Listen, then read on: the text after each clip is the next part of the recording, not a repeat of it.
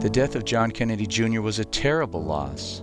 The loss of his wife Carolyn and her sister Lauren was an unspeakable blow to their families and the other people who loved them. John embodied an extremely rare combination of wealth, charisma, and human decency. As we have seen and will see, the Kennedy family members have lived and died giving their best in service to the people of America and to the world. What might John and Carolyn have done for their country and the world if they had lived? Let's try not to get lost in the swamp of facts surrounding their deaths, and let's try instead to stay rooted in an appreciation of what we lost when they died. In getting started, there are some preliminary points we should discuss. The first has to do with understanding the forces at work in recent and current U.S. history. State-sponsored racism and genocide were invented by the rich and powerful in this country, and their involvement with Hitler cannot be overestimated. For example, Chase Manhattan Bank, the Rockefeller Bank in Paris, seized the assets of their Jewish depositors and then ordered Hitler to tell them to do it, which of course he did. The Nazis who run this country ordered Hitler around. Hitler represented a dictatorship of the rich bastards, of the largest corporations, of the power elite against the Democrats, who think society ought to be run by the people and for the benefit of the people. But the most powerful Nazis were not in Germany, they were right here. The Rockefellers and the Harrimans, the Fords and the DuPonts helped to create Hitler, helped to promote him and armed him. And they didn't lose World War II. Hitler did. The German people did. The Jewish people did. But the Rockefellers and the Harrimans, the Fords and the DuPonts, they won. After 8 years as president, in 1960, Eisenhower finally figured out that he was surrounded by Nazis. He called them the military-industrial complex, and he tried to warn the new president, John Kennedy, that these guys were trying to take over the government and end democracy. We must guard against the acquisition of unwarranted influence, whether sought or unsought, by the military-industrial complex. We must never let the weight of this combination endanger our liberties or democratic processes.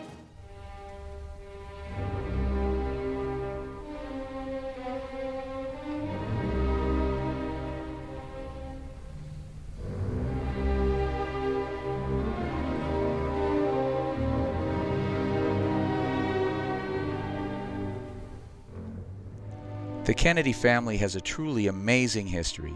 Joe, the oldest son, died in a bomber over Germany fighting Nazis.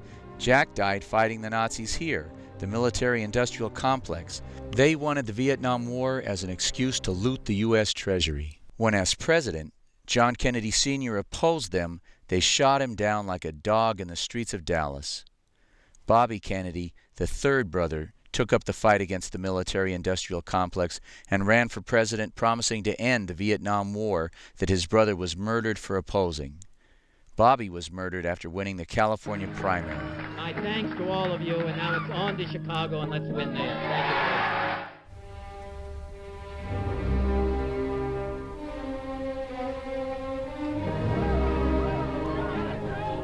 you. The murder, as usual, was blamed on a lone nut, Sirhan.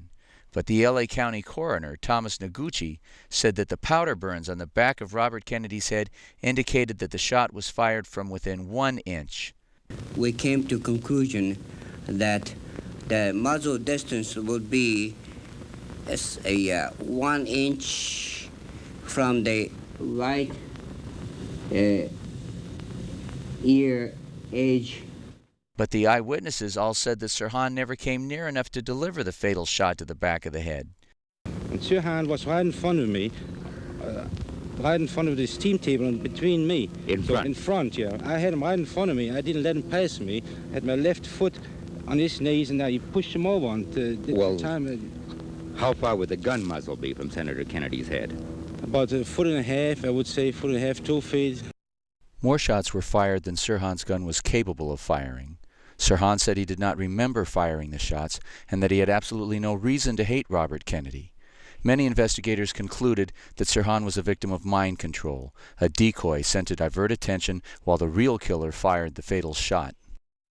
Edward Kennedy, the fourth brother, after becoming a senator, barely escaped death in a plane crash that broke his back and killed everyone else on board. and his political career was ruined when someone drugged him and drove his car off a bridge. He survived, but his hopes to run for president did not. This is not some stupid, mysterious family curse. For 50 years, the Kennedys have had a heroic family tradition of fighting real Nazis, of defending the democratic interests of the people against other families with anti-democratic traditions. These Nazis have been instrumental in the murders of the Kennedys. These Nazis, the Illuminati, the rich bastards, they are the Kennedy curse. The death of John Kennedy Jr. must be seen in this light. Who would want to kill a harmless boob like John Kennedy Jr.? It's a common question that needs to be answered. John was not a harmless boob, and the men who murdered John's father had good reason to fear that he would go after his father's killers. John was not your average stupid, spoiled rich kid. For example, this was his birthday. He was 3. Not your average birthday party. All the women were dressed in black. His mama was no fool. Minutes after the assassination, they wanted her to change her dress. She said, "No, I want the American people to see what they did to my husband." What they did to my husband. She didn't buy any of this lone nut crap. She did her best to help her children grow up normal and healthy. She didn't send them away to one of those factories where they manufacture rich kids into sick and twisted upper-class scum. She tried hard to keep them normal. But when John wanted to be an actor, she let him know that he had more serious work to do. George Magazine was that work. Infotainment, but real info. Not the stupidifying garbage you get on 150 channels of cable. Entertaining, engaging, but smart and real and important. Perhaps too smart, too real, and too important. He published at least 2 very, very dangerous articles. The first was written by the mother of the assassin of Yitzhak Rabin, the liberal, peace-seeking Prime Minister of Israel. This woman said that Rabin's assassination was a plot engineered by the Mossad, the Israeli CIA. She argued essentially that her son was a tool of the Mossad, that he could never have penetrated the security around Rabin if it weren't an inside job. Wow. Publishing an article that encourages people to consider the possibility that their own security might be involved in attacks on their own citizens based on the fact that those attacks could not have succeeded if the security agencies had done their jobs. I don't think we can overemphasize this point. John Kennedy devoted his life to trying to bring the people the whole, dangerous truth. He paid for this devotion to the people and to the truth with his life. The day John died, Israeli Prime Minister Ehud Barak was in the United States, not to suggest anything as crass as that Barak was involved in John's death. I was in the country too, but I didn't do it. But there can be no question that Barak's visit was preceded by the arrival of an army of security personnel, including, of course, the Mossad. They were here. They arrived in advance of John's death in order to make preparations for the Prime Minister's visit, of course. But after John's death, a Mossad agent planted this lie in the New York Post. And as we have just seen, they had reason to want John Kennedy Jr. dead. Not only did John refuse to endorse the Warren Commission and say, yes, of course, his father had been murdered by a lone nut, how awful. Not only did John refuse to attack Oliver Stone in his movie JFK, but George Magazine published a second very dangerous article, this one written by Oliver Stone himself. The article Stone wrote was about how the rich and powerful have always assassinated their political opponents throughout history, including John's father. John took this guy who said that the rich and powerful forces had killed his father, and he paid him, and he published him, and he actually encouraged people to listen to him as if he had something legitimate to say. Was John incredibly brave or just stupid? I vote for brave. And perhaps most dangerous of all, John was a threat to his father's killers because when he decided to run for political office, he was going to win. Did People magazine pick George W. as the sexiest man in the world? No, they didn't. They picked John. When he spoke in public, he had a natural ease and presence. He was what they call charismatic.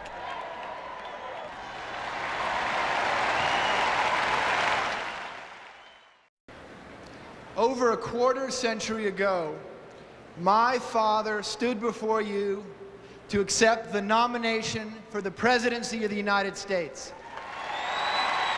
America is better because of the leadership of Edward Kennedy. He has shown that an unwavering commitment to the poor, to the elderly, to those without hope, regardless of fashion or convention, is the greatest reward of public service. Which brings us to our next introductory point.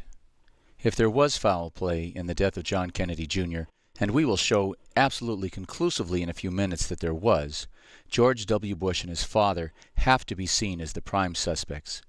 It's an obvious point, really. As we saw in JFK The Bush Connection, George Herbert Walker Bush helped to supervise the assassination of President Kennedy, and from that moment on, his political future was made. He was a made man. He lost the race for Senate. They gave him a seat in Congress. He lost again for the Senate. They gave him a job in the White House. He lost the primaries to Reagan. They made him vice president, and he ruled while Reagan napped for 8 years. Does little Georgie's political career show such intervention, such involvement by the dark lords of Nazi politics? You be the judge. A few weeks after John Kennedy Jr.'s death, little Georgie lost to John McCain in the New Hampshire primaries. Now, when you lose in New Hampshire, you're supposed to see the rats scurrying from your sinking ship and jumping on board with the winner. After New Hampshire, the money flows from the losers to the winner. That's how it's supposed to go, as water runs downhill and as day follows night. But in 1999, that's not how it went. Water ran uphill. Night was followed by a much deeper darkness, and money flowed like a plague into the coffers of George W. Bush after his loss in New Hampshire. Now, how can you explain this? Why didn't that loss increase financial support for John McCain by the big money establishment? He was clearly more electable. Why did that loss result in a sudden and enormous increase in financial backing for George W.? These millions of dollars allowed Bush to smear and slime McCain's image with incredible vigor, to buy up the endorsements of the religious groups, of the veterans groups, and to call virtually every voter in the state and tell them the lie that McCain had an illegitimate black child. Why did the big money establishment overwhelmingly support Bush at this time instead of siding with McCain? Was it because McCain was a war hero and Bush was a draft dodger?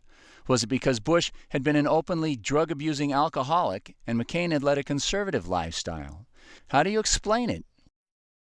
It's not so difficult. They needed a stooge, someone they could trust to shut up and do what he was told as they planned and executed the murder of 3,000 Americans, to anger the American people into a series of unending wars, killing tens of thousands more, so that they could steal hundreds of billions of dollars from the national treasury. Now, if his father got his seat at this table by killing President Kennedy, who did little Georgie have to kill to get his seat at this table? It's a fair question. And now it's time to ask the key question you always ask your prime suspect. Where was Georgie the night John Kennedy Jr. was murdered? Go to a news retrieval service and search every newspaper in the world. You'll find that Friday, July 16, 1999, the day John Kennedy Jr. died, Bush was in Iowa in the morning, running for president, flipping pancakes and kissing babies. The polls showed that he was losing in New Hampshire to John McCain. You might see this as a crucial weekend for campaigning, but Bush got on a bus at 10 o'clock that Friday morning and disappeared for 3 days. On Saturday, the media ran to Al Gore to ask his response to John Jr.'s death so he could say how sad and sorry he was. And Gore said that he would cancel all his campaign rallies for the weekend out of respect for the family's losses.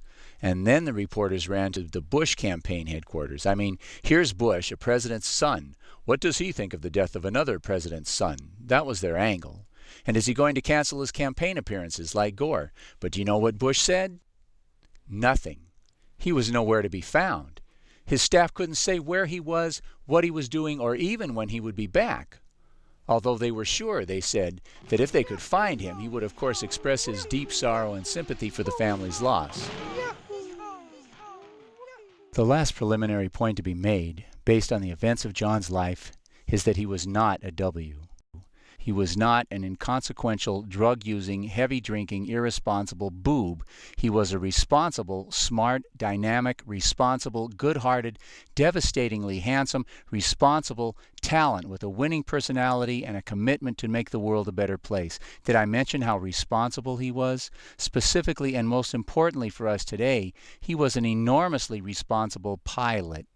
Without a dissenting opinion, the 9 flight instructors who watched John fly over the course of 17 years agreed that he was methodical about his flight planning and very cautious regarding his aviation decision-making. How did such a careful pilot end up crashing into the sea, killing his wife and his sister-in-law, and possibly his unborn child? How? Well, that's what we're here to find out.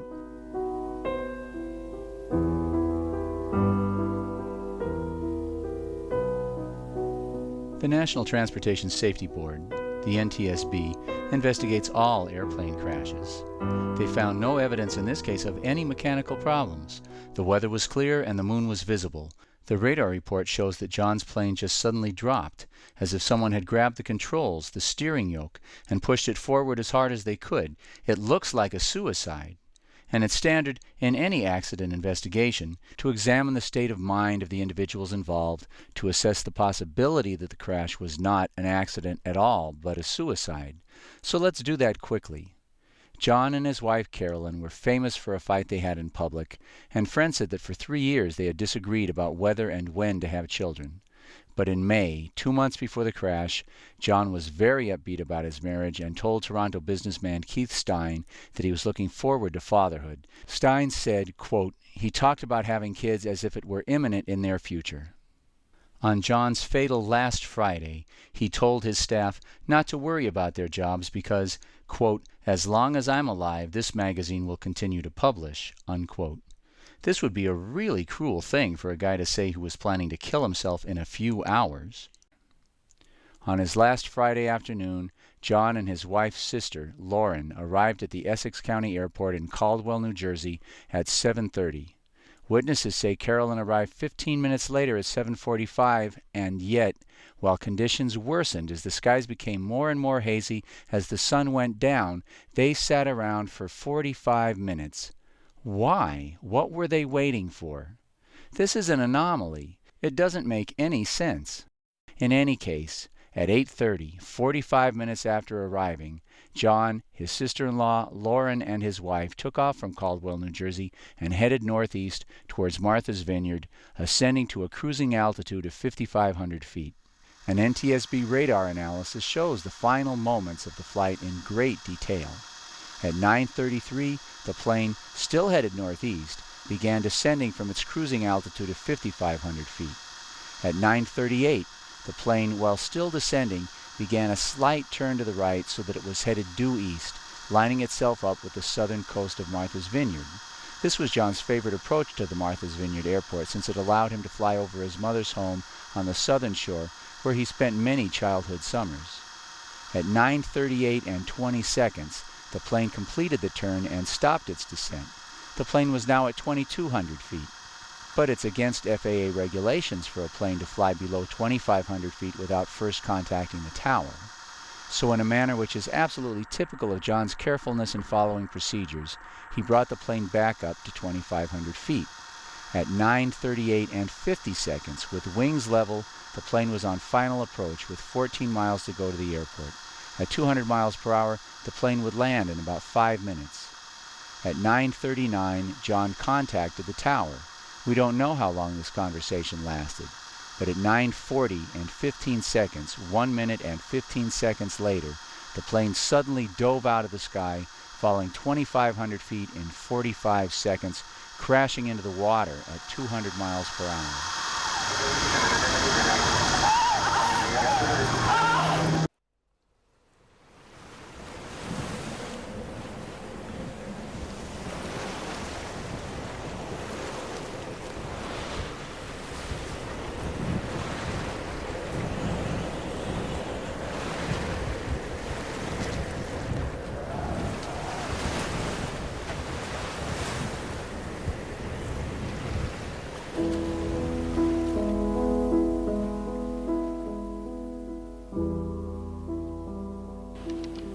We have been told by the Coast Guard that, in fact, there is now evidence of a last communication last night with JFK Jr.'s plane as it was making an approach to Martha's Vineyard Airport. Petty Officer Todd Burgun joins us from the Coast Guard base in Boston. He is a petty officer and a public information officer.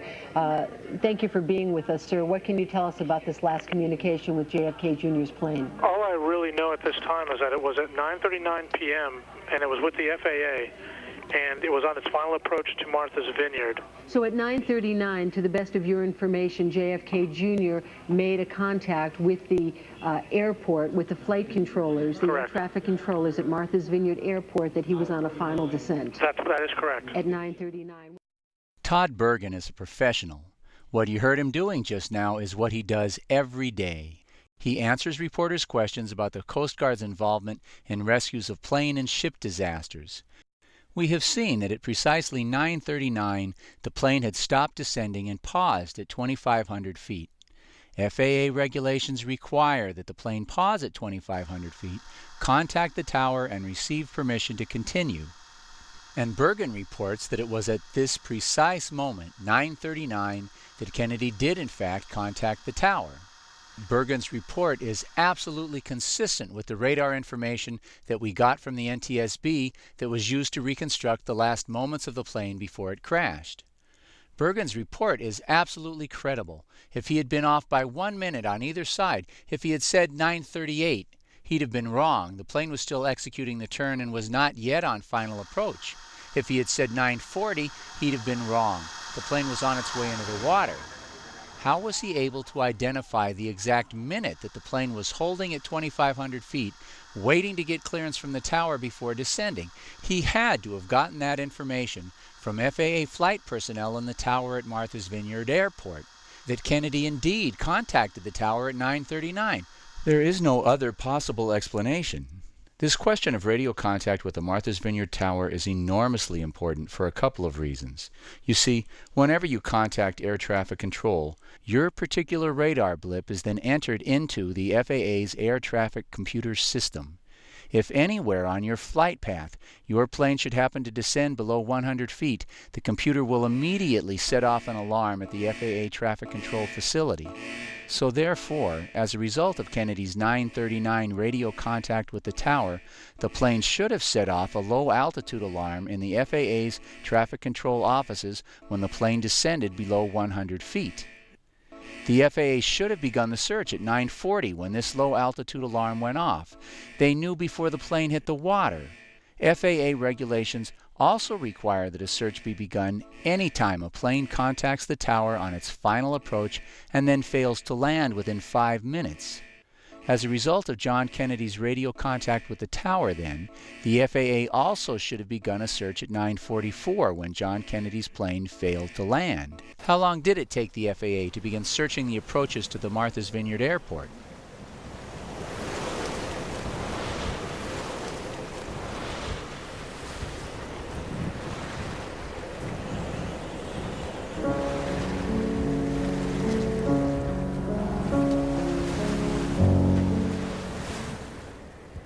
If this outrageous delay was actually part of a criminal conspiracy, then it's obvious that this information about John Kennedy contacting the tower would have to be disappeared. And it was disappeared. At 12:30, Burgun was removed. He was silenced. He disappeared from any further reports of any kind. In fact, all government agencies, including the FAA and the Coast Guard, suddenly went silent, and reporters were now referred to the Pentagon. That's right. Suddenly the Pentagon became the center for reporting what was supposedly a peacetime activity of search and rescue, resulting from a peacetime accident. All right, we're told the Pentagon news conference is about to get underway. Let's go there right now. This is an easily used facility. Both the Department of Defense and the Coast Guard, and to try to describe to you what... The Pentagon overtly took control of the news reporting of the crash. This was certainly extraordinary. And Lieutenant Colonel Steve Rourke was brought out to do the official line. I only know for sure that they did not talk to the tower at Martha's Vineyard. No need to mention Todd Burgun's report, because it now officially never happened. Nothing to see here, folks. Now let's move on. Along along their route, they may have spoken to somebody, but not at Martha's Vineyard. Certainly not at Martha's. They never made contact with the tower at Martha's Vineyard. That's my understanding. Colonel Rourke is lying. There's no way that Bergen's report could be false. None. The news people didn't believe Rourke for 1 second, and they continued all through the day to report what Bergen had told them. 10 o'clock, and as we've been telling you all afternoon, his last contact with Martha's Vineyard Airport was apparently at 9:39 with air traffic controllers about 17 miles off of Martha's Vineyard, and that is now... Of course, if they wanted to make Bergen's report go away, the killers also had to shut down the honest people at FAA who had told Bergen about the tower contact, and they did. Do you have any knowledge about that, or whether they contacted Otis, or whether they contacted any other tower within the region? No, I do not have any more information, and the FAA would be a better point of contact. I have time for one waiting to hear from the Federal Aviation Administration on anything they might add as a result of listening to the tapes, the conversations between, the transmissions between the airplane, John F. Kennedy Jr.'s airplane, and air traffic controllers on the ground. Your sister-in-law. It would be really interesting to hear from the Federal Aviation Administration. They must have by now listened to the audio tapes of the air traffic controllers' conversations with JFK Jr.'s airplane from the time that it left. I'm surprised that we haven't heard anything from the FAA just yet. Hopefully we will hear something from them soon that will give us an indication of what might have gone wrong. From the radar screens, the FAA has said nothing this afternoon. We've only heard from the Coast Guard officials and for the Civil Air Patrol people, but this is what we have. With JFK Jr.'s plane. This report by the official Coast Guard spokesman was probably the most significant piece of information that appeared in the early reports and was then washed away. But it certainly wasn't the only piece of professional on-the-scene reporting that was disappeared from the news by the conspirators at the Pentagon. At about 02:15 this morning, Coast Guard Operations Center at Group Woods Hole in Woods Hole, Massachusetts, received a telephone call from a family friend indicating that John F. Kennedy, his wife Carolyn Bissett, and his sister-in-law Lauren Bissett, who had earlier departed from Caldwell Airport in Fairfield, New Jersey, were late in arriving at Martha's Vineyard. Now wait. John Kennedy Jr.'s plane was expected at the family home at 10. Friends of Lauren's were expecting her at the Martha's Vineyard Airport at 9:30, but no one reported the plane missing for 4 hours, not until 2 a.m.? That's not a very believable story, is it? And it's not true either. Connection at that point, because that's a question that I've had. If they knew the plane was missing, and this is what I heard earlier this morning, that there were family members, a family member of Lauren, or a friend of Lauren Bissett, the sister-in-law of John Kennedy Jr., Carolyn's husband. They were apparently waiting for her at the airport, and when she didn't arrive...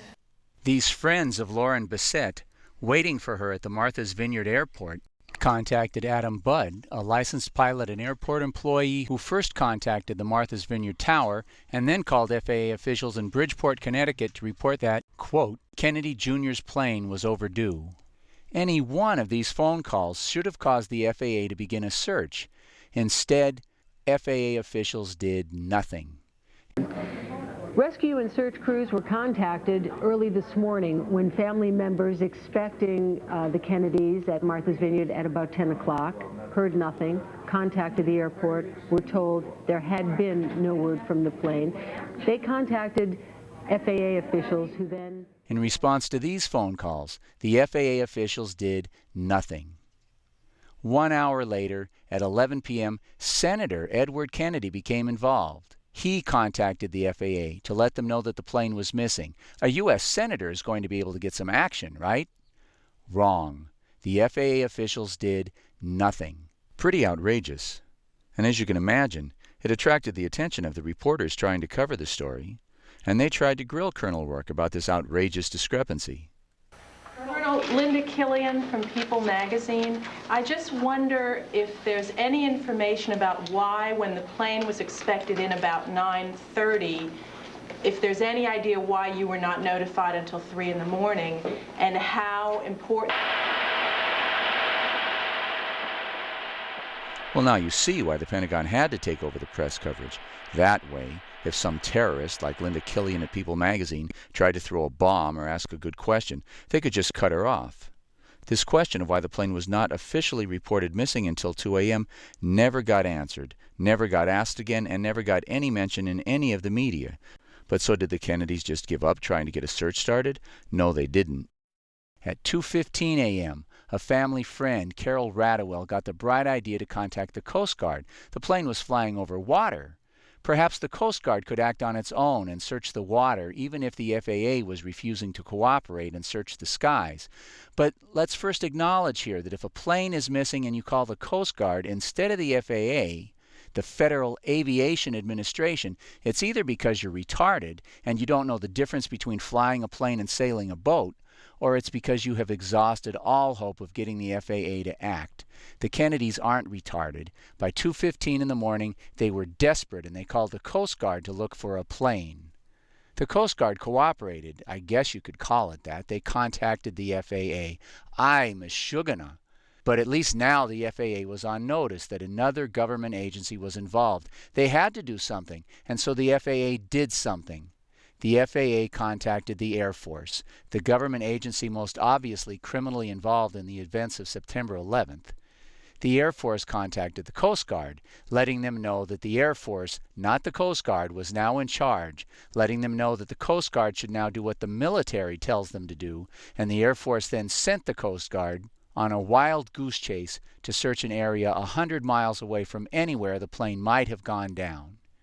Meanwhile, from 2 a.m. until 7:30 a.m., the Air Force and the FAA did nothing. At 6:30 a.m. on a Saturday morning, Ted Kennedy woke up John Podesta, Clinton's chief of staff. At 7 a.m., Podesta woke up Clinton. At 7:15, Clinton told Podesta to call the Air Force and tell them that if they didn't have a search underway in 15 minutes, they shouldn't bother to come to work on Monday because they would all be fired if they weren't in jail. The Air Force said, "Oh, you want a search? We'll give you a search," and they scattered 2 planes and 2 helicopters across 20,000 square miles of ocean. The Air Force kept them searching this vast expanse for the next 5.5 hours. Now, obviously, not everybody at FAA was involved in a criminal conspiracy, with Colonel Rourke and the Air Force and the Pentagon. After all, Bergen got his information about the tower contact from some honest person at the FAA, and many other professionals at FAA also did their jobs as usual. For example, studying the radar tapes of Kennedy's flight, performing what is called an NTAP radar analysis. The name of this type of review of the radar records, NTAP, means that you go back to takeoff. You start with the plane identifying itself to the tower, giving its N number, its registration number. In this case, N529JK. The plane's radar blip is identified at takeoff, and this particular blip is then followed along its flight path until it disappears, indicating the crash site. The New York Times says this information was available at 5 a.m. and hard-working, honest news people with contacts at FAA got a hold of this radar information, and they put it into their TV broadcasts, and they put it up on the screen at the same moment that they were asking Colonel Rourke to explain why, 8 hours after the results of the NTAP radar study were available, the search vessels were still scattered all over the Atlantic, when the radar showed definitively that the plane had gone down on the western approach to Martha's Vineyard. Colonel Rourke, Martha Raddatz from ABC. ABC is reporting today that the plane possibly went into a dive about 19 miles off the coast of Martha's Vineyard. Does that mean the search will start focusing right there and you will pull away from, say, Long Island or other areas you're searching, or will you pretty much go about what you're doing? We'll continue on the same track that we're on, which is to search the entire area. We have nothing that absolutely pinpoints one area as opposed to another, so we can't rule out the entire flight. The reporter can't believe what she's hearing. Can it be that this guy, the spokesman for a day, chosen by the Air Force, doesn't even know about the radar information? So she asks him. Are you hearing those reports at all about 19 miles off Martha's Vineyard? The radar... I'm sorry, go ahead. The radar indicated that at some point that the plane may have gone into a dive? The radar position is just a last possible position, and it's... The radar position was not just a last possible position. It was a crash site. This is the official radar report from the NTSB documents. The plane dropped 1,200 feet in the first 12 seconds. This is 12 times what would be considered a normal rate of descent. The next 30 seconds is probably 50 times normal. The plane then disappeared from the radar. Rourke had this information, but this is not an area of special interest to him. And Colonel Rourke didn't simply misspeak at the press conference. He told this lie to anyone who would listen, including the New York Times. But back at the Pentagon press conference, the lying is just getting started. Just a last possible position, and it can't even be confirmed that it's the aircraft we're looking for. So, again, we can't rule It can be confirmed. It had been confirmed. Remember, the NTAP radar study begins by identifying the plane at takeoff. So again, Rourke is lying. But let's take a moment to clarify who this Colonel Steve Rourke is. Lieutenant Colonel Steve Rourke, R-O-A-R-K. He's currently the director of the U.S. Air Force's National Search and Rescue School, which is at the U.S. Coast Guard Station in Yorktown, Virginia. He is the former director of the Air Force Rescue Coordination Center. He is physically in the Rescue Coordination Center right now. So Steve Rourke is very senior. He is the former director of the Air Force Rescue Coordination Center. Colonel Rourke is a HH-53 helicopter pilot. He's personally been involved in over 1,000 rescues, search and rescue operations in his career. And Steve, are you there? Yes, sir, I am here. Colonel Rourke may not know anything about what happened to John Kennedy Jr., but he does know about search and rescue in general. He's intimately familiar with what an NTAP means. He must be vastly familiar with radar tapes. So Colonel Rourke's errors are not simple mistakes. He's lying his head off. But you answer the question, why? I guess I don't know why is a perfectly legitimate answer to that question. But can't we do better than that? Can we find any other evidence that suggests a more qualified, more specific, more useful answer than I don't know? I think so. The obvious answer is that they were trying to keep the rescue craft out of the crash area. Our search, and by about 1 o'clock this afternoon, we had narrowed that focus down to an area of about 17 miles southwest of Martha's Vineyard, consistent with the kind of flight path that we would expect flying VFR from Caldwell, New Jersey to Martha's Vineyard. At about that same You get the point. The FAA knew where Kennedy's plane had gone down before it hit the water.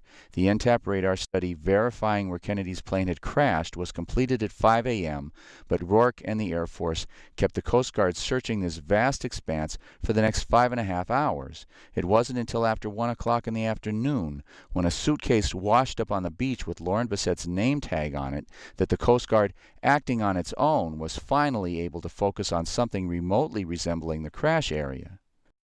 One last point on this question. All civil aircraft are required to carry an emergency beacon, or an ELT. These emergency locator transmitters are crash activated. If a plane crashes, the ELT sends out a signal that is received by a network of satellites that can instantly locate the crash within a matter of a few feet. So, where did ABC get the information for this picture, which shows a beacon in the crash area? Obviously, the beacon went off as it was supposed to, the signal was received by the satellites as it was supposed to be, and, although news reporters at ABC managed to get a hold of this information, it was not passed on to the rescue teams in the Coast Guard and the Civil Air Patrol. But we already know how that works. The question then is why? Why didn't Rourke and the others involved in this criminal conspiracy want the searchers to know where to search? Again, I don't know is a pretty legitimate answer, but, again, can't we do better? Well, let's keep putting together the pieces we can and see what kind of picture we get.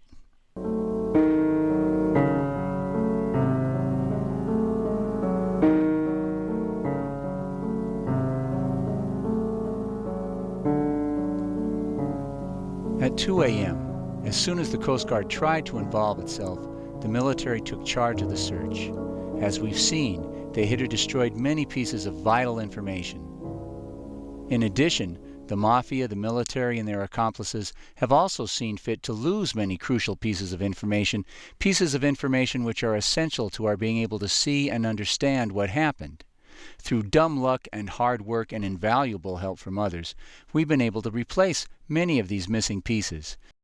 We also heard that they picked up a radio beacon, the emergency beacon that these airplanes are equipped with, and they're set to go off on impact.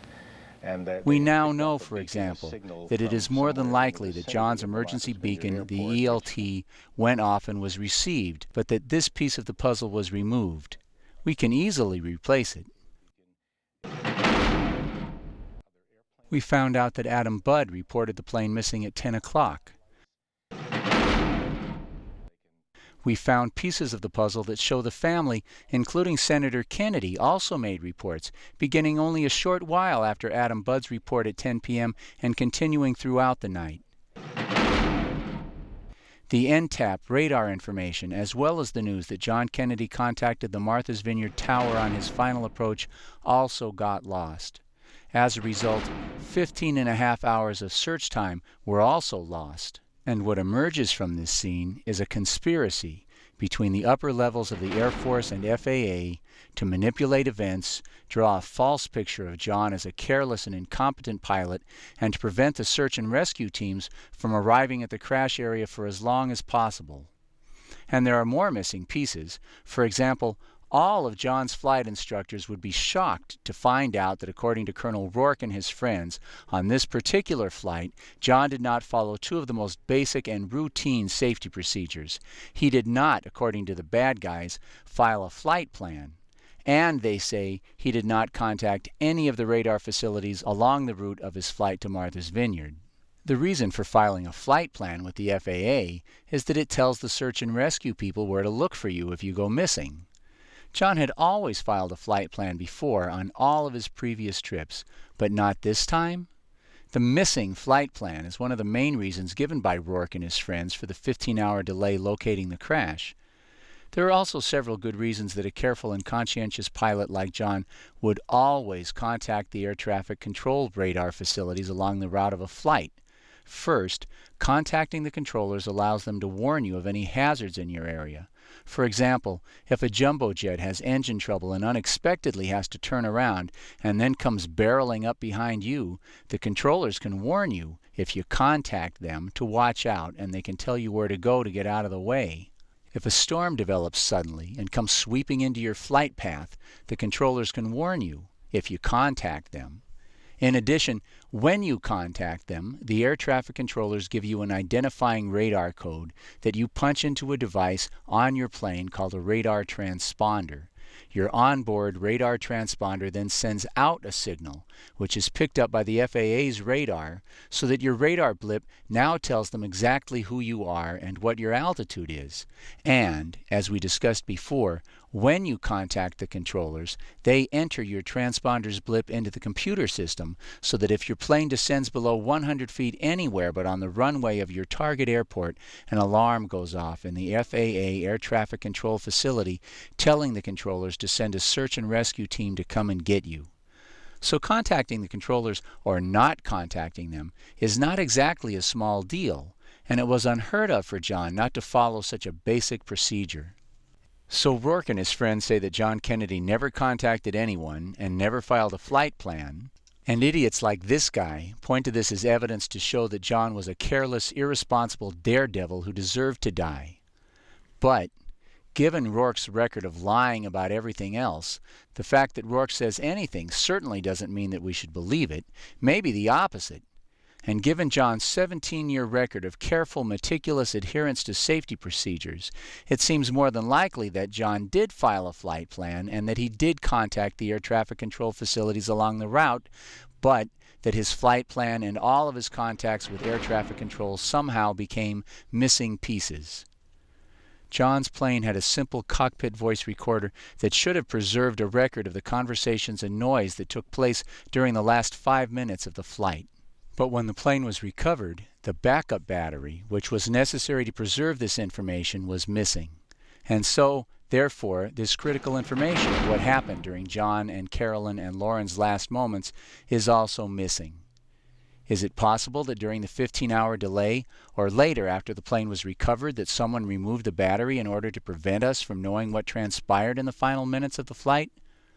But what would they accomplish by doing such a thing? What could they have been trying to hide? At this point, we can't even begin to guess.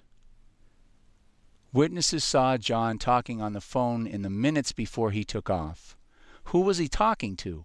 And what was he talking about? It's a small piece and maybe unimportant, but at this point it attracts our attention because it's missing. It's supposed to be in the report. The NTSB is supposed to investigate this question. It's their routine to do so, and for obvious reasons. I mean, what if Kennedy had threatened to kill himself and his wife during this phone call? That would be important. Was he telling relatives not to wait up for him? That would help to explain the delay if it were true. Was he talking to a flight instructor, making plans or canceling plans? We don't know. The NTSB has the phone record, given the clear evidence in this case of a conspiracy by Rourke and others to hide the truth about what happened. The fact that it's missing should automatically attract our attention. Our response should be, it's missing, it must be important. Those who knew John's personal flying habits say that John kept his flight log in an aquamarine duffel on his plane. Witnesses familiar with John, his flight log, and this duffel were watching the news of the crash on CNN and saw this duffel being recovered among the debris from the crash. CNN's website also covered the story of the debris recovered after the crash and quotes a witness who specifically mentions this duffel as among items recovered by the police after it washed up on the beach at Martha's Vineyard, and you'll notice that this bag was described as being intact. So what? Well, according to the witnesses, if the bag was intact, it would have contained John's flight log. Again, so what? Who cares? I mean, why would anyone want to hide the flight log from us? Well, the flight log records who was on the plane, and it does this for one principal reason, so that if the plane crashes, we can recover the flight log and verify who was on the plane. Then we know how many bodies, living or dead, we should be looking for. The insurance companies know whose policy they have to pay out on and whose they don't. To the insurance companies anyway, answering the question of who was on the plane is not a small deal. This question will become even more important in just a minute. Right now, the most important lesson I need you to have learned from the murder of JFK is how to smell a rat. Please recall how we saw that the reports from professional, reliable, on-the-scene witnesses of shots from the front disappeared. They were replaced by unsubstantiated reports that all the shots came from behind. The point is this: when rich and powerful bastards are killing a Democratic leader, our best chance to find out the truth will come from the earliest reports. When we see these early reports from responsible, knowledgeable persons replaced by unsubstantiated reports from people with no name, no experience, the wrong job title, and no credibility, we should resist. We should demand to see credible, substantiated, supporting evidence before accepting the new version that someone is trying to sell us. We need to recognize that this exchanging of bad information for good by itself is evidence that supports a charge of conspiracy to murder. At this point, according to what the family has told us, it is believed that Kennedy was the pilot of the plane and that, in fact, he was the only pilot on board. There had been earlier reports that perhaps there had been a fourth passenger, a flight instructor. According to the family and what they have told us, that is not the case. The family is also saying that they are not sure that JFK Jr. had the proper license to pilot the plane last night, though the FAA has in fact not confirmed that. Now let's slow down and examine this statement very carefully. What does it tell us? The earliest reports said that there was a flight instructor on the plane. Please recognize then that the idea that a flight instructor was on the plane should not be casually dismissed, even if later some nameless person, known only as the family, began running around telling all the media a couple of really controversial things. Let's take the second part about John Kennedy's pilot's license first. The family is also saying that they are not sure that JFK Jr. had the proper license to pilot the plane last night, though the FAA has in fact not confirmed that. Jeez, John Kennedy didn't even have a license? What the hell did he think he was doing? Careless, irresponsible, stupid rich kid, acting like a daredevil with his wife on board. Too bad about her, but hell, he deserved to die. This is the kind of ugly truth you would think the family might want to keep quiet about.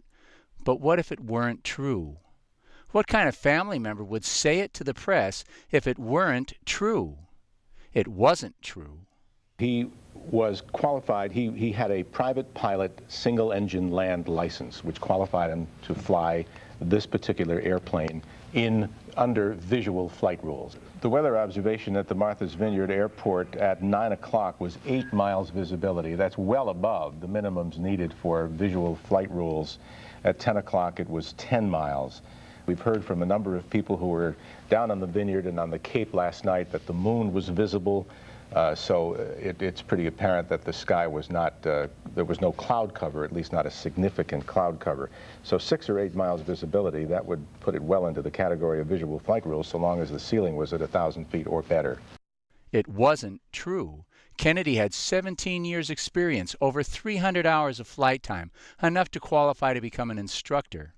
He had recently taken the performance test to get his instrument license, allowing him to fly blind in the thickest fog, and passed.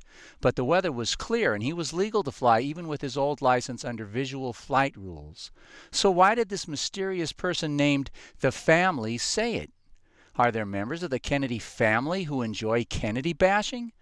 The description of Oswald mysteriously going out over the police radio indicates that the killers had infiltrated the Dallas Police Department.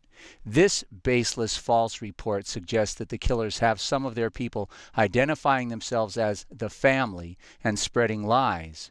But for now, let's simply make the point that the person calling themselves the family and telling these vicious lies about John's license is also the source of the story that there was no flight instructor. And now let's have a good hard look at the question of whether there was a flight instructor on the plane. The early report that there was indeed a flight instructor on the plane came from an entirely reliable source, Carol Radowell. Remember how the FAA ignored all the calls from the family and now claims that no one from the family ever told them anything about a plane being missing?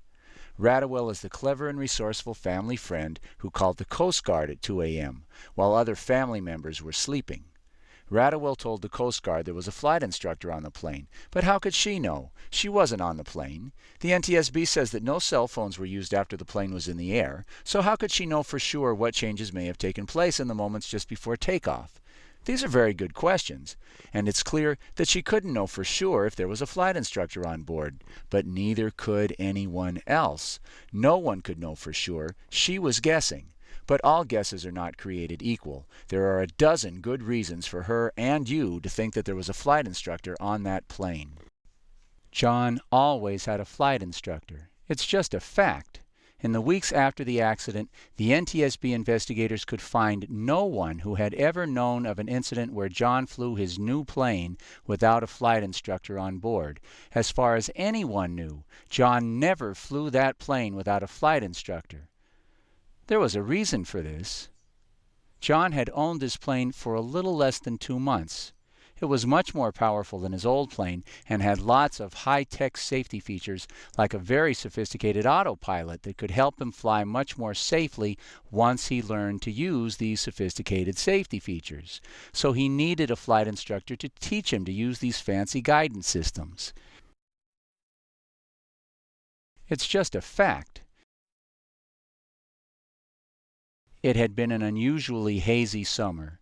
John had flown to Martha's Vineyard 8 times in the previous month. Of course, each time he had a flight instructor with him, but on 5 of his 8 most recent flights, visibility was so poor that it would have been illegal for John to fly without a flight instructor because his license was for visual flight rules only, meaning visibility of at least 4 miles. In Caldwell, New Jersey, as John was arriving at the airport, the afternoon was already turning extremely hazy. So John had every reason to think that he was going to need to have a flight instructor with him on this flight in order to be strictly legal. And according to all of his flight instructors, he never broke the rules and was always very cautious in his decision-making. So for John to have taken off alone, flying into weather that looked hazy along a route that he knew usually had poor visibility, would have been totally unlike him. We mentioned earlier that John and his sister-in-law, Lauren Bissett, arrived at the airport at 7:30. Witnesses say Carolyn arrived 15 minutes later at 7:45, and yet, while conditions worsened, as the skies became more and more hazy as the sun went down, the three of them sat around waiting for 45 minutes until 8:30 before taking off. Why? What were they waiting for? Can anyone suggest a more likely explanation or any other reasonable explanation at all other than that they were waiting for the flight instructor to show up? But suppose the scheduled flight instructor had not shown up. This would not be a problem for John. He routinely called them at a moment's notice for any sort of emergency. Clark, somebody originally said that he had a flight instructor because he was concerned about the cast on his leg. Mm-hmm. Secondly, I heard also someone suggest that he had a flight instructor with him because he is working on an instrument rating. And that's how you work on an instrument rating. You fly with a certified flight instructor who sits in the right seat. You sit in the left seat, and as you normally would, and you fly, and the instructor's there to guide you and to take over, frankly, if you get into any trouble. So those could be the two reasons there was some suggestion or speculation that he might have had a flight instructor. Let's take these two reasons one at a time. The second one first. Kennedy was working on his instrument rating, but he had passed the written exam. He had passed the performance evaluation, but he needed to log hours, so that he had every reason to fly with an instructor and no reason to fly without one. And now let's get back to that first point. Clark, somebody originally said that he had a flight instructor because he was concerned about the cast on his leg. Mm-hmm. In fact, Kennedy had the cast removed from his ankle the day before, but he was still on crutches. He did not need his feet to fly, but he did need them to move the plane around while it was on the ground. Flying with the injury was not impossible or even dangerous, but it was inconvenient. And what do millionaires like John buy with their money? They buy convenience. It would have been much more convenient for John to have a flight instructor along. But we're just getting started with his foot injury. You see, lots of people who cared about John were worried about him flying with a broken foot. It may not have been a real threat. You don't need your feet to fly, but it was an obvious problem that easily attracted people's attention. The Boston Globe for July 19th quotes a Canadian business associate who says that John told him that, for the time being, he'd rather fly with a co-pilot because his broken foot made it difficult for him to operate the pedals controlling the rudder. Richard Blow, his friend and co-editor at George Magazine, had lunch with John on Friday afternoon, the day of the crash. Blow describes their lunchtime conversation and says that he told John he was worried about him flying with the injured ankle.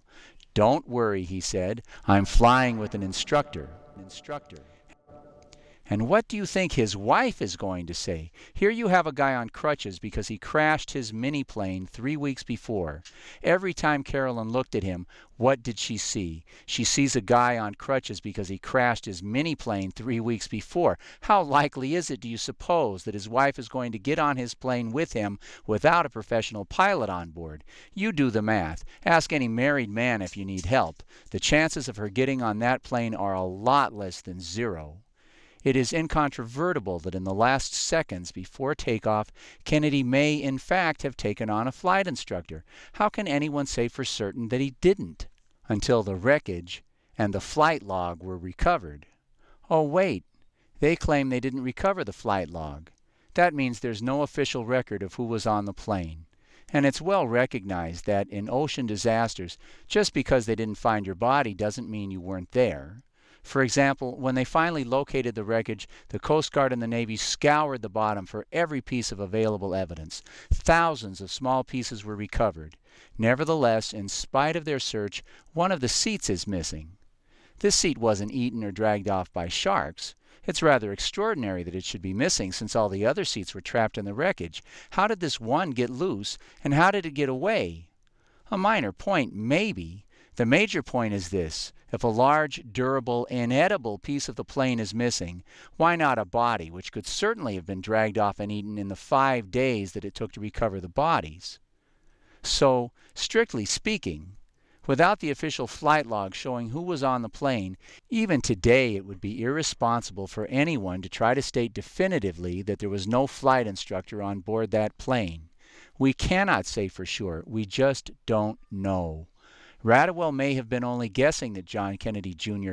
had a flight instructor on the plane, but her guess is supported by an enormous amount of evidence. And while Radwell could not have known for certain that there was a flight instructor, the likelihood that John would have had a professional pilot on board is overwhelming.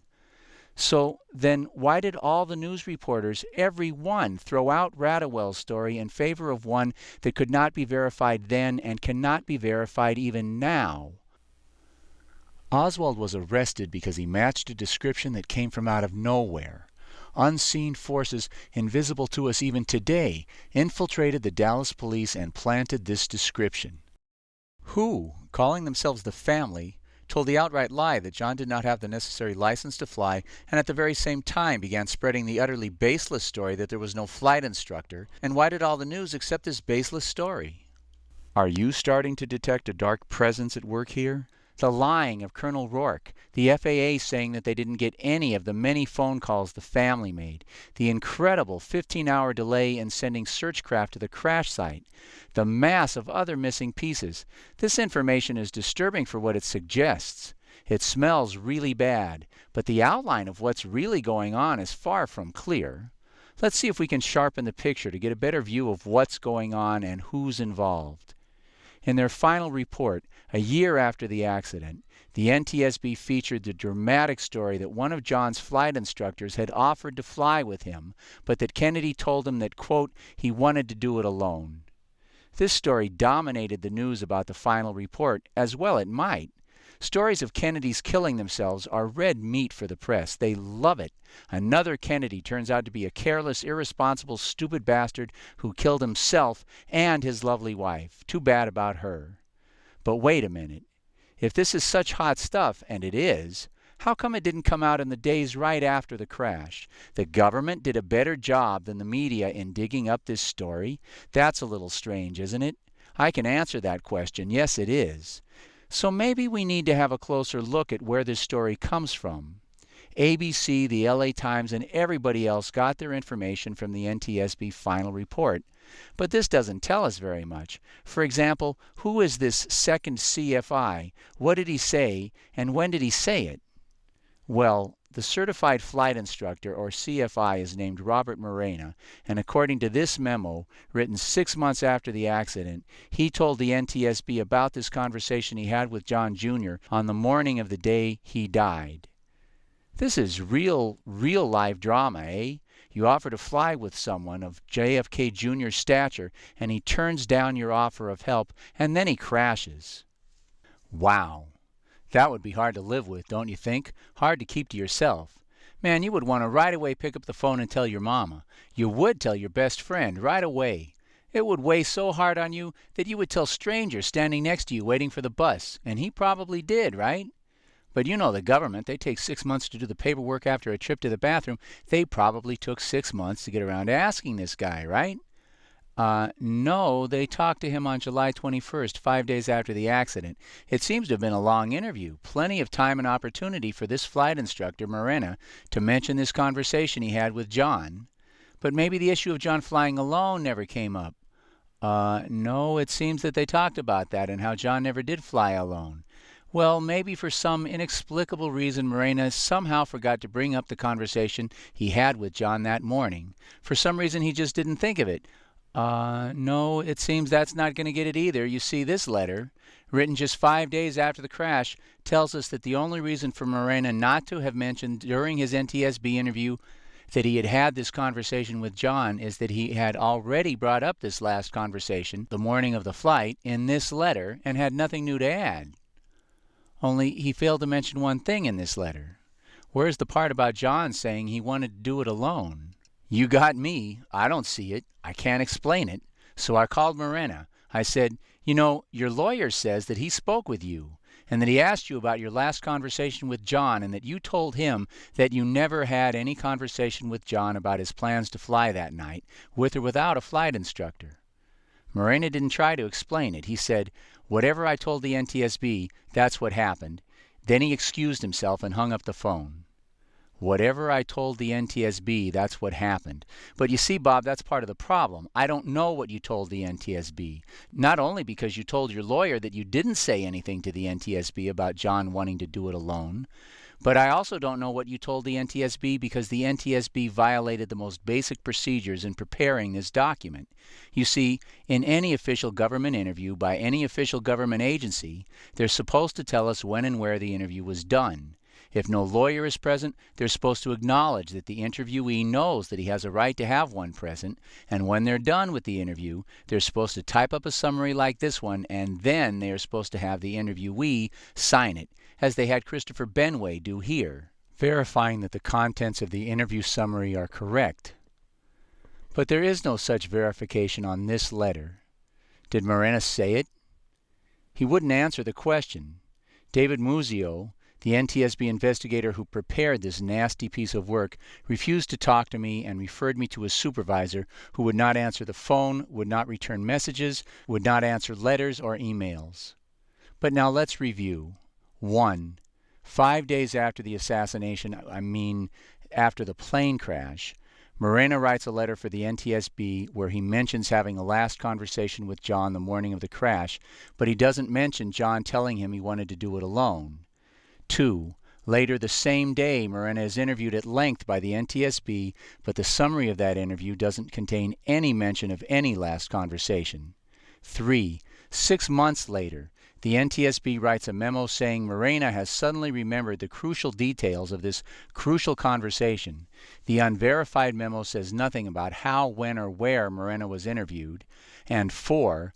A month after that, in response to an NTSB inquiry, Morena's lawyer says that this sudden recollection is false, never happened.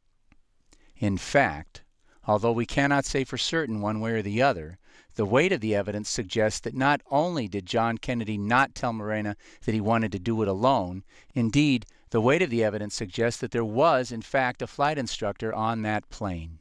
Nevertheless, Morena's utterly incredible story was put into the NTSB final report and was then carried as the lead story in all the major media. I'm not implying, I'm saying, you can put this stuff on your roses, but don't you dare swallow it. How could the NTSB have accepted this story? How could they have included it in their final report without mentioning the lawyer's letters and the other glaring inconsistencies? And how could they have claimed to be finished with their investigation without resolving any of these inconsistencies? I don't get it.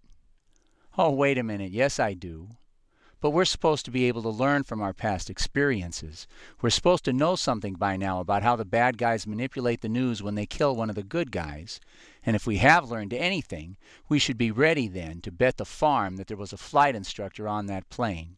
So, they're trying to make us think there was no flight instructor. That means there was one.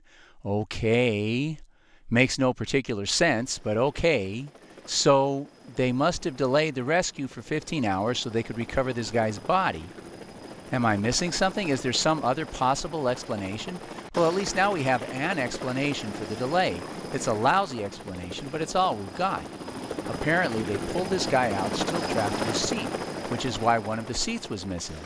Okay, this is crazy, but it's the only remotely reasonable explanation for what we know happened. I mean, why else present this dubious crap to us to make us think there was no flight instructor? Why else delay the rescue for 15 hours? I mean, that delaying of the rescue, what a mess. ABC got the beacon.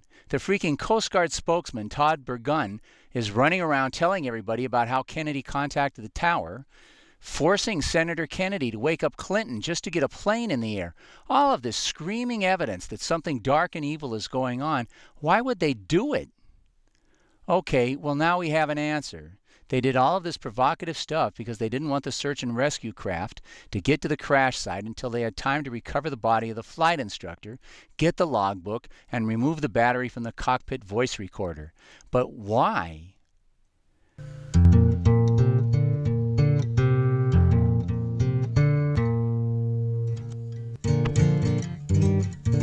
Maybe I should just let it lay, but I won't. I guess it's just the kind of animal I am. Maybe I'm a little bit like them that way. See, they could have just left it alone too, and they didn't. I mean, suppose they let the news people keep the story that a flight instructor was on the plane, and suppose the body of a flight instructor got recovered. What does that prove to a suspicious guy like me? I can tell you what. Not a damn thing.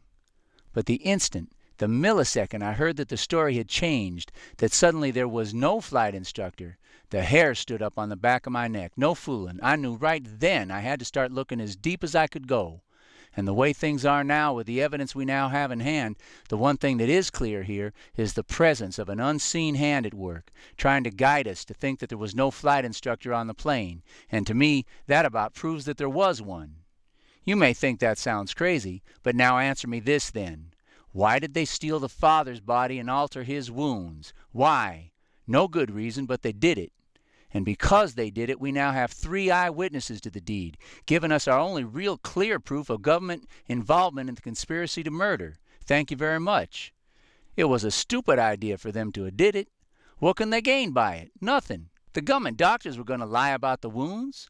Dr. Humes was going to say what they told him to say. It didn't matter what the wounds looked like.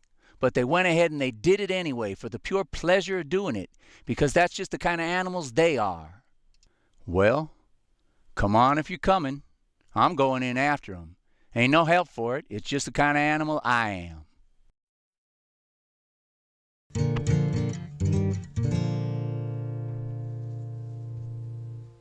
Way down the hole, miles past the lies that showed up on the evening news, hundreds of pages past anything we've looked at so far, 333 pages deep into a 450-page report, we stumble upon a casual discussion of the fuel selector valve. The fuel selector valve was removed and examined. The valve itself was found in the off position. Now, stop. Take your shoes off and get ready to set a spell, because if we're looking for something outrageous, this is it. This is what we came for. Ready? Now think for a moment. You don't have to be a genius or an aviation expert to wonder at the meaning of these 9 words. The fuel selector valve in the off position will cut off gasoline to the engine. Let's take this one step at a time. First, you can't fly very far with the valve in the off position. So that means the valve had to have been moved to this position in the last moments that the plane was in the air. This is an obvious point, but absolutely mind-boggling. These 9 words tell us that as John Kennedy's plane was suddenly and catastrophically launched into a headfirst disastrous plunge towards the sea, John, or his wife, or someone on that plane was overcome by an uncontrollable urge to fiddle with the fuel selector valve. This is absolutely the strangest thing imaginable. It is literally unbelievable. Try it yourself. Get out the yellow pages, look up flight schools, call one up, talk to the guy in charge, and ask him what he thinks of the idea that the fuel selector valve of John Kennedy's plane was found in the off position. He won't believe you. Don't get mad or insulted, but you just better recognize, if we came down this hole looking for something strange, we have found it. We can go home now. Just kidding. We're just getting started. The point is, this is strange. It is obviously strange. You don't have to be a genius, an expert in aviation, or even particularly insightful to see that. Hey, wait, I know, that's it. Why didn't I think of that before? Why didn't you think of that before? Why didn't the NTSB think of that? Kennedy accidentally turned off the gasoline supply to the engine, the motor died, and down they went. No? No, you see... But an engine failure in and of itself would not force the airplane to make that kind of a spectacular dive. These airplanes, believe it or not, do have a capability of gliding. I'm not sure what it is in the Piper Saratoga, but in the particular airplane that I fly, for example, fully loaded at gross weight, which is 3,880 pounds, it will glide 2 miles for every 1,000 feet of altitude. So if you're at 5,000 feet, presumably, under the right circumstances and at the proper airspeed and the right attitude, you could glide about 10 miles. So if you accidentally turn off the fuel selector valve, you can still glide at 2,500 feet for 5 miles to a soft landing. On the way down, you get on the radio and help is on the way. You're not going to be in the water for more than a few minutes. You may not even get wet. Except, hey, John, you dummy. Why don't you just turn the valve back on and start the motor up? Oh yeah, okay, very good. Well, so we figured out all by ourselves that the plane didn't crash because that dummy John turned off the fuel selector valve. But don't be lazy. Be hard-working, determined, and thorough. Make a few calls. Call up some experts. Get out the yellow pages and call up these flight school guys. And again, ask a few more questions about fuel selector valves. Mr. Wizard, what's a fuel selector valve? Well, Jimmy, an airplane fuel selector valve has two primary uses. The first one has to do with distributing the weight of the gasoline evenly on the plane during the flight.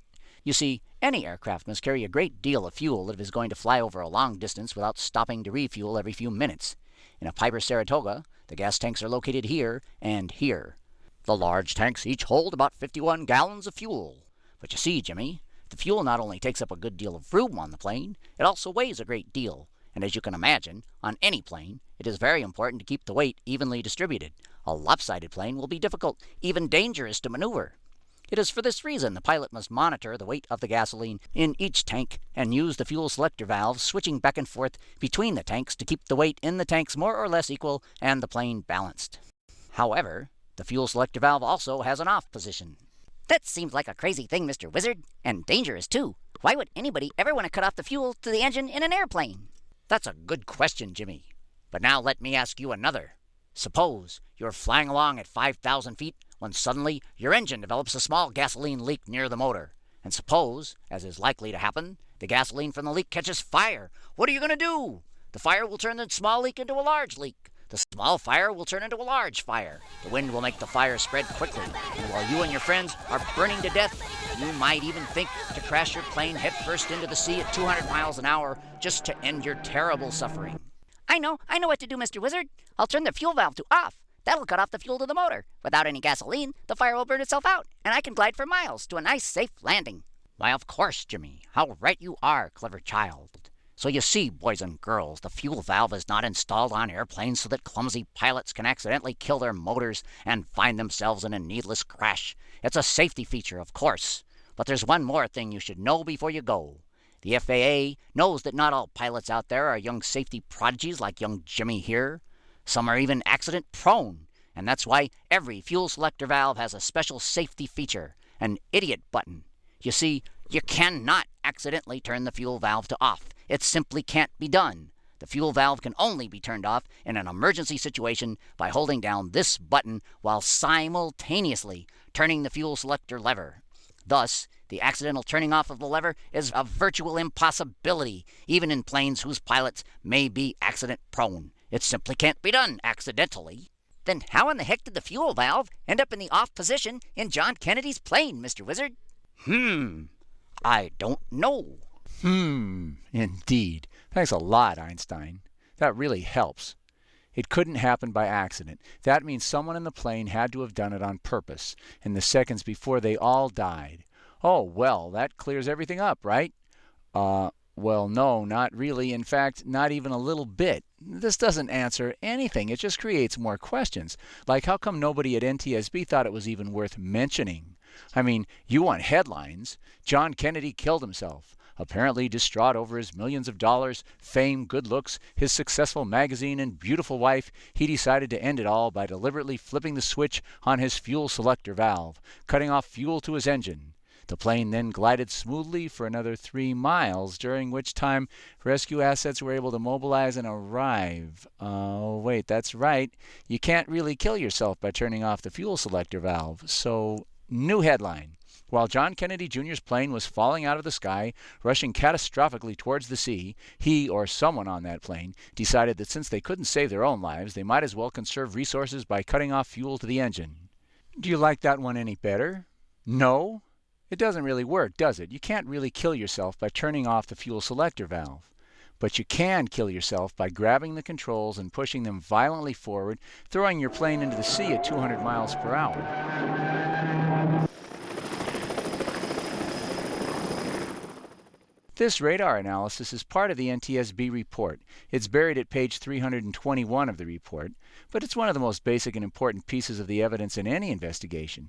Any newshound who wanted to could have gotten a look at it. This line shows the tail end of the plane's very gradual descent from 5,500 to 2,200 feet.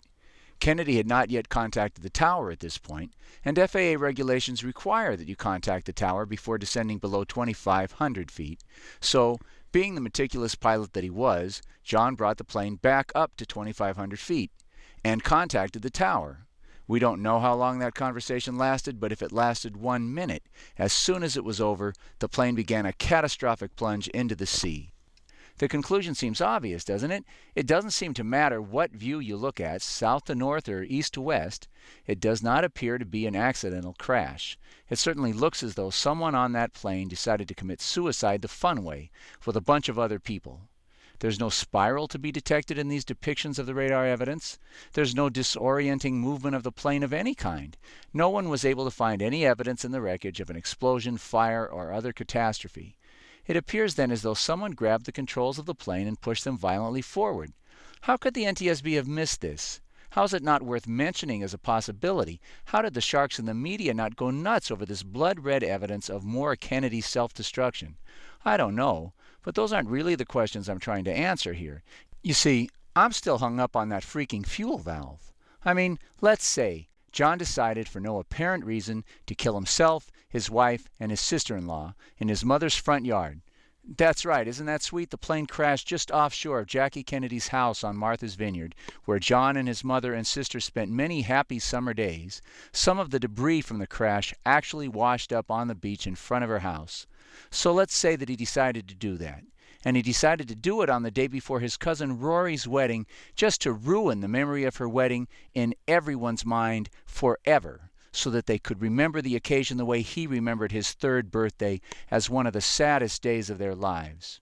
Okay, let's just accept the obvious for the sake of simplicity, that someone on that plane decided to commit suicide in the most monumentally ugly and hurtful way anyone possibly could think of. But the thing that's still bugging me is that John, or whoever committed murder-suicide, paused to carefully and deliberately turn the fuel valve on. Just in case the engine were to catch fire on the way down. This is still a freaking nutty explanation. Can't we come up with something that makes a little sense? But there it is. What you going to do? Ignore it? Deny it? Lie about it? Well, that's been done pretty well up till now, and we didn't come all this way just to close our eyes to the stuff we found.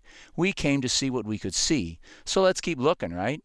I mean, what else? Keep looking, keep asking those questions. So I opened the Yellow Pages again and started calling up flight instructors again, talking to the ones who felt like talking about pilots who crash, talking about fuel selector valves, and pilots who turn their fuel selector valves to off as they are casually committing murder-suicide by plunging their planes, full of people, into the sea. It seems that it happens more often than you might imagine. You see, I was talking to this one old boy about John Kennedy's fuel valve, and he says, "Yeah, that's mighty strange, all right, but strange things will happen sometimes, you know. But hey now, I know another strange fuel valve story. You know that guy in Egypt Air 990? He turned off the fuel selector valve." And I said, "What?" And he said, "Yeah. You know, there was that flight out of New York City, Egypt Air 990, 15 weeks after John Jr.'s crash. There was a plane full of Egyptian military people, and right after takeoff, one of the pilots walks into the cockpit and says something about Allah Akbar, and bang, he grabbed the controls, the yoke, the steering thingy, and he pushed it all the way forward, sending the plane plunging straight down towards the ocean. Well, there's about 5 other pilots standing around, and they all jumped on this one maniac and pulled him away from the controls. And then they started struggling, pulling back on their steering yoke, trying to pull the plane out of the dive. But the plane had gathered speed and momentum, and a big airliner doesn't want to turn very easily under the best of circumstances, and so these guys are really struggling. And so while all the pilots are occupied with trying to bring the plane out of its dive, the maniac simply turns around and pushes the idiot button and turns the plane's fuel valves to off, instantly killing the engines. Now, without engine power, a 757 is a hulking dead weight, and the plane simply continued its natural course, plunging into the sea, killing 217 people. Damn. Well, thank you, Professor. That's a hell of a story. And folks, that's just the beginning. Egypt Air 990 hit the water 50 miles from where John Kennedy Jr.'s plane went down. Now there's a coincidence for you. And I should probably mention, no one in Egypt buys this story. First, outside of military operations, Muslims don't commit suicide. It's just not part of their culture. Secondly, the family insists that he had nothing to be suicidal about. His family loved him, his career was solid, his life was good. So many Egyptians think that it's more likely that the plane was taken out by an Israeli missile in order to kill all the military people on board. But the black boxes were recovered, which not only recorded the sounds of the pilots' voices and the sounds of the struggle, but a second black box recorded the readings from all the gauges and the movements of any levers and instruments used by the pilots to control the plane, including the steering wheel thingy, the steering yoke, and the fuel selector valve. Well, there's a third explanation. See if you like it any better. According to this theory of what happened, the maniac pilot on Egypt Air 990 was a Manchurian candidate. He'd been hypnotized, programmed, brainwashed by some country's intelligence agency to kill himself and everyone else on that plane by pushing the controls forward. But most importantly for our investigation, this theory says he had also been programmed to then turn the fuel selector valve to off.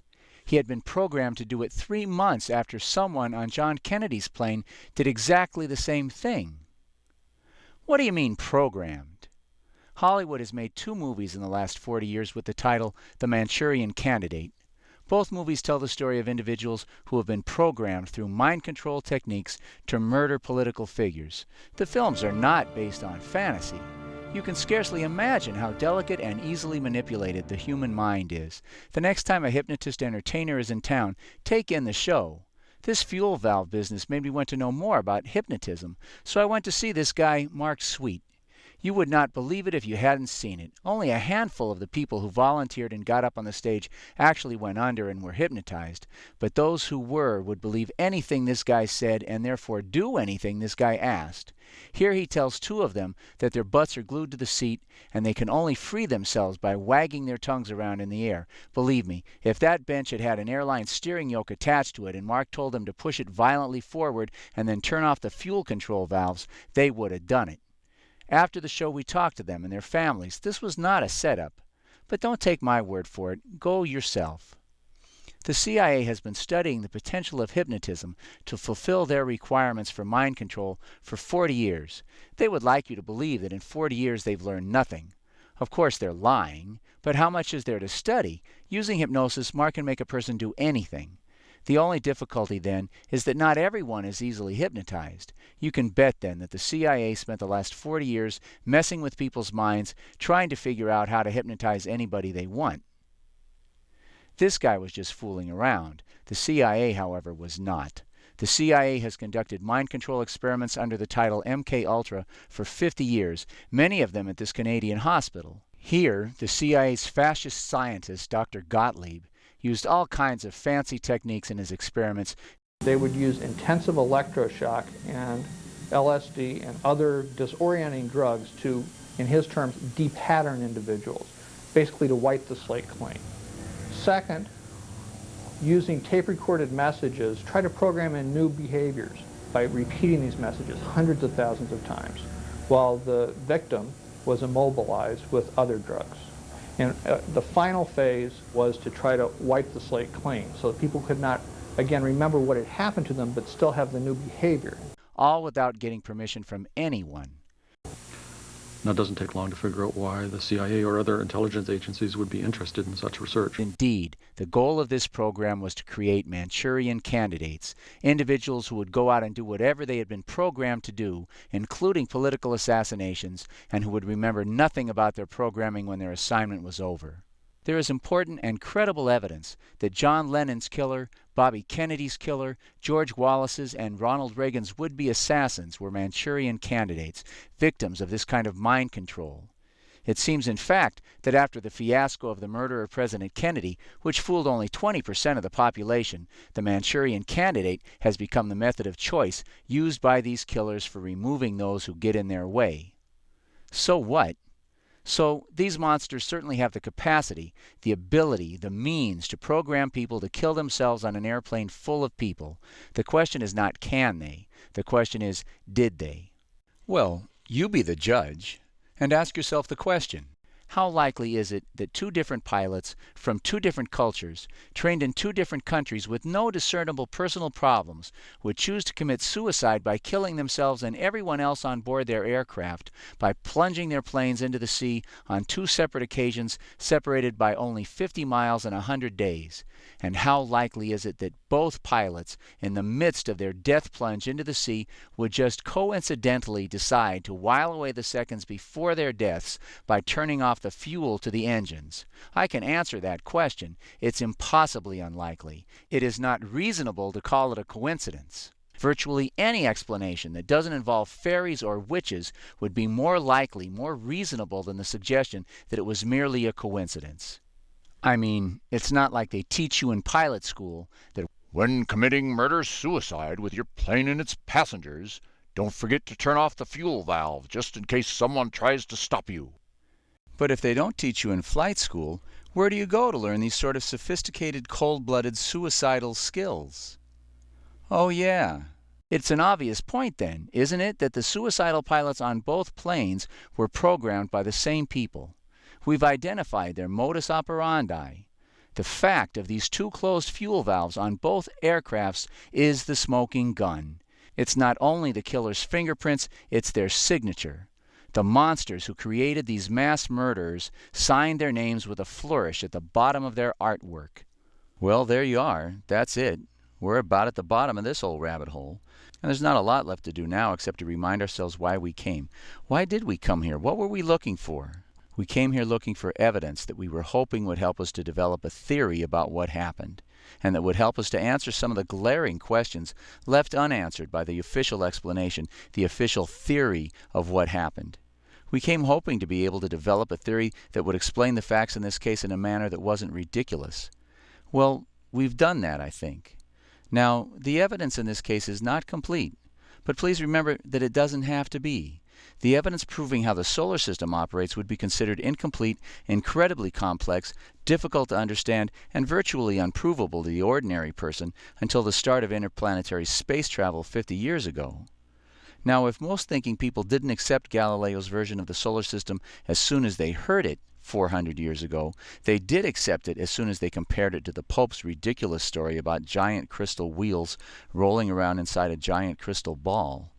Galileo's theory of the solar system was based on very, very incomplete evidence, but it explained all of the evidence and it tied it together in a way that made sense.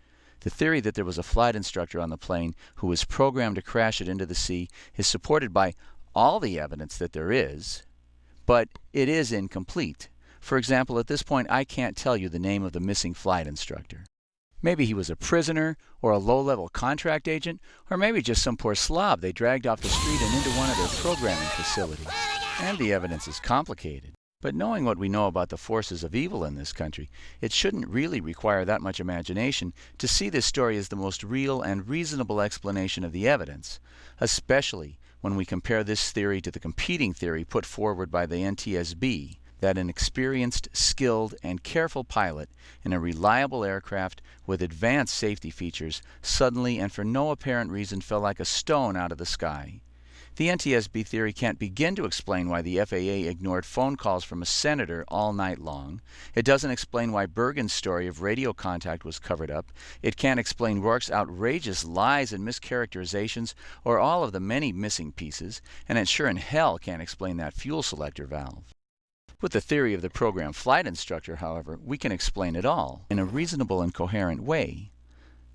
The plan was to commit the perfect crime, to grab the body of their Manchurian candidate, pull him out of the wreckage, and whisk him away, leaving no evidence of their crime. No one could ever possibly figure out how they did it.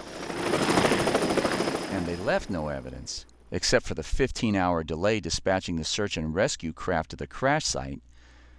They must have let Georgie, Dick, and Rummy get involved, and as they have with the economy, energy, post-war Iraq, and Hurricane Katrina, they totally screwed it up. They let the plane sink, and then rather than go with Plan B and just let the flight instructor's body get recovered, they created this outrageous delay, without which this investigation would never have begun. The NTAP location was withheld from the Coast Guard and the Civil Air Patrol from 5 a.m. when it was available until the luggage began to wash up on the shore at 1 p.m. in order to give the bad guys time to recover the body of the flight instructor. Do you doubt me? They were out there. They were seen out there. Listen to this. Okay. Lieutenant Colonel Richard Stanley of the Civil Air Patrol, we appreciate your talking to us. If Kelly Tuthill is still standing by. Richard Stanley has been out searching the dry land areas of Martha's Vineyard since 7:30 a.m. He's now speaking at 12:15 a.m. Listen closely. In case the plane, in fact, had gone down. Go ahead. Go ahead. Going back to what you said you heard rumors of an NTAP west of That's correct, yes. Yeah. I saw the Coast Guard out there. That's the only thing I had that would hint in that direction. Okay. Yeah, there are reports that there were radar contacts within a few miles west of the vineyard. But so you did see Coast Guard vessels out there searching? Not vessels, helicopters. Coast Guard helicopters? Yeah. Okay, very good. Okay? Okay, thank you, sir. Sure thing. Now, wait a minute. Stanley is speaking at 12:15 about events he saw early that morning. Admiral Richard Larrabee of the Coast Guard said several times that the Coast Guard did not get the information necessary to begin a focused search until 1 p.m. And by about 1 o'clock this afternoon, we had narrowed that focus down to an area of about 17 miles southwest of Martha's Vineyard. A few minutes after the interview with Richard Stanley, Todd Bergen, the Coast Guard information officer, said the same thing, that he and the Coast Guard didn't have any radar information. Yes. And that's the last time the plane was heard from? That is correct. At approximately 2,500 feet, 10 miles offshore? That's my understanding. Like I said, as far as that radar location, I do not have that information. Officer, is there anything that I failed? Remember at the Pentagon news conference, at about 1:30, Colonel Rourke insisted that despite the radar information, that they were not focusing on one area. We'll continue on the same track that we're on, which is to search the entire area. All these people say there was no information that would lead to a focused search of the waters off Martha's Vineyard, and yet Richard Stanley says... Correct, yes. Yeah. I saw the Coast Guard out there. That's the only thing I had that would hint in that direction. Okay, yeah. There are... No one was focusing on the crash site, but Stanley says he saw what he took to be the Coast Guard conducting a focused search off the west coast of Martha's Vineyard early in the morning. But that's not possible. In fact, just to be clear, the Coast Guard says it wasn't them. But if it wasn't the Coast Guard, then who was it? Well, we have an answer to that now, don't we? Granted, the evidence in this case is circumstantial. But that doesn't make it crazy to bring George W. up on charges. Crazy? Hell, it's not even unusual. It is part one of the absolutely basic standard operating procedure for any criminal prosecution, a two-step process that has put tens of thousands of Americans, perhaps hundreds of thousands, in prison today using less evidence than can be presented in this case. Step one of the process is to review the evidence, so let's do that quickly. 1. The guy's father was a murderer. John's refusal to accept the official version of his father's murder, his promotion of Oliver Stone, his commitment to publishing bold and important truths about the crimes committed by governments against their own citizens, and his real potential to seek and win high government office all made John a very real threat to the monsters who killed his father. 2. Bush Sr. earned the oil mafia support for his presidency by killing John Kennedy Sr. His reward for participating in this murder was not only a place at the table of these killers, but, as we have seen, their guaranteed, undying support for his political career no matter how many times he lost. They picked him up, sewed him back together, and promoted him to higher and higher positions of political power. 3. Georgie is clearly now a leading member of this oil mafia, secretly sworn to serve their interests. While he has been president, the oil mafia's profits and prospects have soared through the roof. Of course, the American people pay. He may only be a stooge at this table, but he is a stooge not only with a seat, but with his own little nameplace marker at the table of this mafia, that you have to earn your membership in by committing a murder. So point 4 in the evidence is that George W., like his father, would also have to kill somebody to 5. Get the oil mafia to support him instead of McCain, and to get a place at their table, like his father before him. So who? That's the obvious question, isn't it? It should be the obvious question.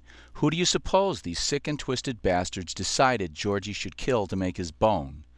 They decided, the father kills a father, the son should kill the son. They liked the poetry of it. We have proved that John Kennedy Jr. was murdered. Can any reasonable person look at this mountain of evidence in the death of JFK Jr. and not see clear, unmistakable signs of foul play? We have part one of the requirements to bring this case to court. Very powerful circumstantial evidence, the only explanation for which is murder. Now, the best explanation, the most reasonable explanation, the most probable explanation for the available evidence will be accepted as proof in a criminal case if and only if it is also the only reasonable explanation. That is, if the only other explanation is ridiculously and unreasonably improbable, leaving no reasonable doubt. If this were a court case, George W. Bush would have to prove a reasonable alternative explanation for the facts we have presented here. He'd have to give a reasonable explanation for why the Dark Lord supported a coke-addled, draft-dodging loser instead of John McCain. He'd have to explain the FAA's ignoring of Senator Kennedy, and Rourke's lies, and that absolutely amazing fuel selector valve. He'd have to present a reasonable alternative explanation for these unusual events, or he would have to provide an alibi for where he was on July 16, 1999, and he doesn't have one. Why the hell didn't his staff know where he was? Was he in bed with Colin, or was he in bed with Condoleezza, or both? Or was he in a boat with Dick Cheney, Donald Rumsfeld, and Richard Myers in the waters off Martha's Vineyard, waiting for a plane to come down? In any case, it's very simple. All Georgie has to do is provide a credible alibi. But you know, this is not an easy thing for a guy like Bush. Wherever he says he was, we're going to want to know who was with him. All of those people he might name lead very public lives. They never carry cash. There are dozens of credit card transactions providing evidence of where they all were that weekend. The people who work at the hotels and restaurants where he might claim to have stayed would remember whether he was there the day John Kennedy Jr. died. Who was he with? His friends all have secretaries who keep their calendars of where they were. Do you think all of those calendars of all of those people are going to match his? Not if they are all lying. Remember, these are the guys who screw up everything they touch. For example, George's father claims that he knew nothing about the Iran-Contra weapons cocaine terrorism scandal, and Bush's personal calendar/date book shows him out of town on the dates that the meetings were held to plan these crimes. But Ollie North, who did all the day-to-day grunt work of this dark and murderous business, he also had a calendar/date book, and his book shows that Bush chaired the planning meetings. So let Georgie answer the question, where were you? And when he does, and it's proved a lie, the same thing will happen to him that happens to every other person accused of murder based on circumstantial evidence when their alibi is proved to be a lie. He'll be convicted. The United States, and the world really, is infested with a cancer, a sick criminal mafia. These people invented state-sponsored race-based slavery and racism. They killed Lincoln so that they could then instigate a war of extermination against the Plains Indians. In the 1900s, these sick and twisted racist killers instituted immigration quotas to keep inferior races out of the USA, like the Irish, the Italians, the Jews, and the Chinese. These racist monsters didn't just support Hitler, they created Hitler. The Holocaust was a disaster for the German war effort, but these vermin made $1 trillion off of it. Hitler lost World War II, but they won. A few years later, they murdered John Kennedy in hopes of making another $1 trillion off the Vietnam War. If you don't know that they blew up the World Trade Center, you're not trying hard enough. Certainly, in the aftermath of 9/11, they have picked our pockets for several $100 billion more. The Patriot Act makes it look as though they plan to permanently destroy democracy in America. Their plans for the environment are threatening the very existence of the human race. What are you going to do about it? Whatever it is, you better get on it. Martin Luther King said it. These sickos are only powerful when good people do nothing. Cesar Chavez said it. These turds are only powerful if we let them be. I can't say it better than this guy. Now is the time to fight this dehumanization. Now is the time to realize you're special and you have power and you can affect change, and that we're in a war for the very future of humanity. It's that important, and you're a soldier on the front lines. So get out there and take it back to them, 110%. You don't have a choice, ladies and gentlemen. Run your own life, or somebody else is going to run it for you. For the sake of your children and grandchildren, don't keep silent. At the very least, school them. Give them this video. Give them the tools, the knowledge they need to take up this fight if they have the courage. This video is their real history. It may be the only real history they'll ever get in their lives.